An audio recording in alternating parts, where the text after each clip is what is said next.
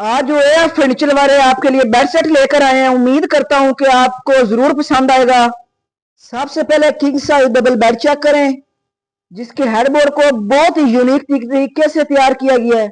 Headboard के साथ साथ फुटबोर्ड भी सेम डिजाइन में तैयार किया गया है। साथ ही आपको मिलने जा रही हैं दो डबल साइड टेबल, जिसकी बेस में दो दराज दिए गए हैं और ऊपर बहुत ही खूबसूरत मिरर लगाया गया है। साथ ही आपको मिलेगी बहुत ही यूनिक किस्म की ड्रेसिंग, जिसकी बेस में एक ब्यूटी बॉक्स और नीचे चार दराज दिए गए हैं। अब करते हैं इसकी प्राइस की बात, जो आपको मिलने जा रहा है सिर्फ और सिर्फ 1.5 लाख रुपए में, जिसकी 10 साल की गारंटी होगी।